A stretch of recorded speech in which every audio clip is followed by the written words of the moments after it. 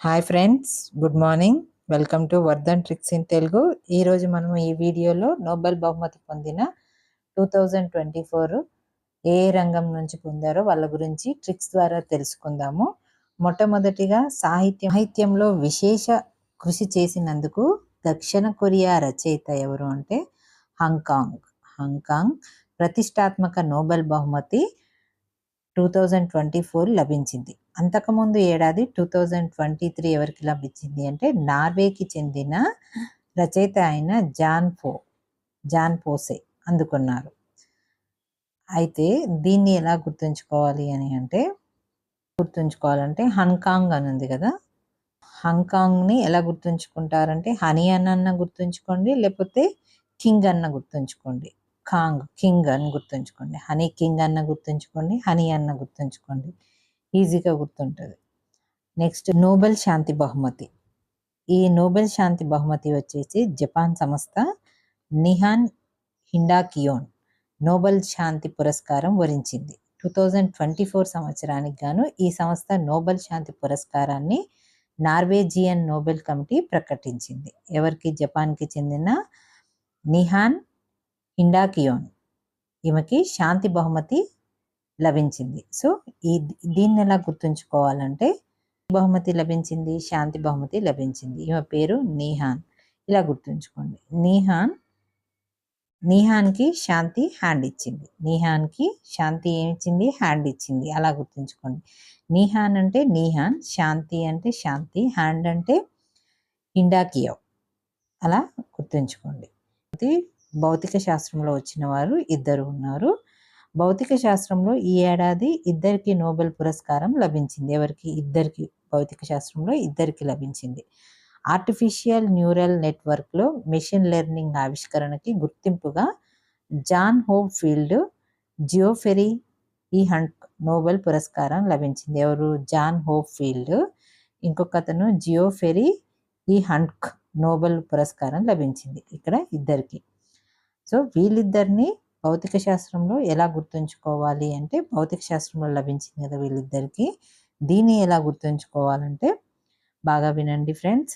ఇది వచ్చేసి ఇక్కడ చూడండి, ఒక కోడ్ వర్డ్ జాన్ని జూన్ లాగా గుర్తుంచుకోండి. ఇక్కడ ఫీల్డ్ జియోఫెరీ కదా, జియో సిమ్ను గుర్తుంచుకోండి. దీన్ని కలిపి నేను ఒక కీవర్డ్ చెప్తాను, అలా గుర్తుంచుకోండి. జూన్లో జియో సిమ్ అంట ఫ్రీ.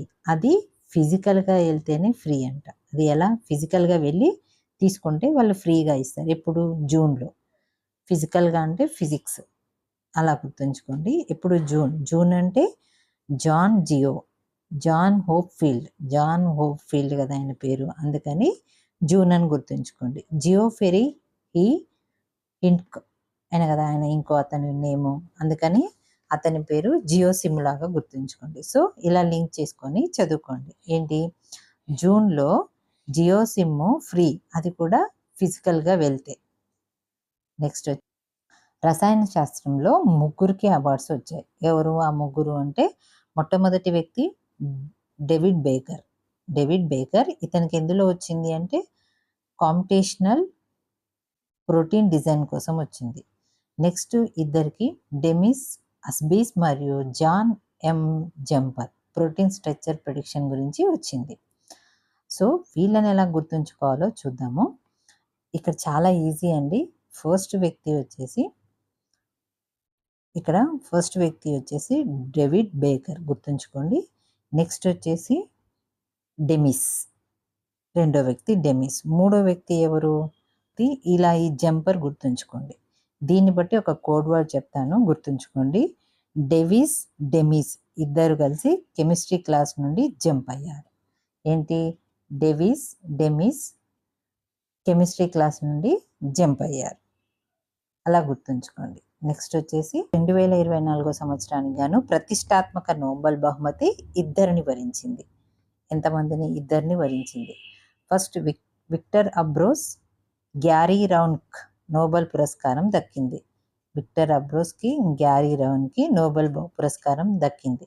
మైక్రో ఆర్ఎన్ఏ ఆవిష్కరణ, పోస్ట్ ట్రాన్స్క్రిప్షనల్ జీన్ రెగ్యులేషన్లో దాని పాత్రను పరిశోధనలకి గుర్తింపుగా పురస్కారాన్ని ప్రకటించారు. స్వీడన్లోని స్టాక్ హోమ్లో ఉన్న కరోలినా ఇన్స్టిట్యూట్లో నోబెల్ బృందం ఈ ప్రకటన చేసింది. సో వీళ్ళని ఎలా గుర్తుంచుకోవాలి అంటే ఇక్కడ ఇద్దరు వ్యక్తులు ఉన్నారు చూడండి. ఇక్కడ వచ్చేసి విక్టరీ నెక్స్ట్ వచ్చేసి గ్యారీ. ఇక్కడ సింపుల్. విక్టరీ వెంకటేష్ అందరికీ తెలిసిన వ్యక్తే కదా. విక్టరీ వెంకటేష్ అంట గ్యారీ పెట్టాడంట, గ్యారేజ్. విక్టరీ వెంకటేష్ గ్యారేజ్ పెట్టాడు. Ambros Gary Ruvkun. ఇలా గుర్తుంచుకోండి. విక్టరీ వెంకటేష్ ఏం పెట్టాడు? గ్యారేజీ పెట్టాడు. అలా గుర్తుంచుకోండి. ఆర్థిక శాస్త్రంలో ముగ్గురికి నోబెల్ బహుమతి వరించింది. సంస్థలు ఏర్పాటు చేసి బహుమతి వరించింది. సంస్థల ఏర్పాటు దేశాల మధ్య సంపదలు అసమానతలపై చేసిన అధ్యయనానికి గాను డారన్ ఎస్ మగ్లు, సిమన్ జాన్సన్, జేమ్స్ ఏ రాబిన్సన్కి నోబెల్ బహుమతి దక్కింది. మరొకసారి అర్థశాస్త్రంలో ముగ్గురికి నోబెల్ బహుమతి వరించింది. అయితే ఈ సంస్థ ఏర్పాటు దేశాల మధ్యల సంపదలు అసమానతలపై చేసిన అధ్యయనానికి గాను డారన్ ఎస్ మగ్లు, సిమన్ జాన్సన్, జేమ్స్ ఏ రాబిన్సన్లకు ఈ అవార్డు లభించింది. సో దీన్ని ఎలా గుర్తుంచుకుందాము అంటే ఈజీగా గుర్తుంచుకుందాం. ఇక్కడ చూడండి, రన్ అనే పదం, ఎగ్లూన్ అనే పదం, నెక్స్ట్ వచ్చేసి సిమన్ అనే పదం, నెక్స్ట్ జేమ్స్ అనే పదం. ఈ పదాలను గుర్తుంచుకోండి. ఈ పదాలతో ఒకటి. ఇక్కడ రన్ చేస్తుంది ఏనుగు అంట. దాన్ని చూసి సిమ్రాన్ ఏం చేసింది? జేమ్స్కి చెప్పి. రన్ చేస్తున్న ఏనుగుని చూసి సిమ్రాను జేమ్స్కి చెప్పింది. ఇలా గుర్తుంచుకోండి. ఓకే ఫ్రెండ్స్, ఈ వీడియోలో మీకు ట్రిక్స్ నచ్చినట్లయితే please like and share, subscribe. Thank you friends.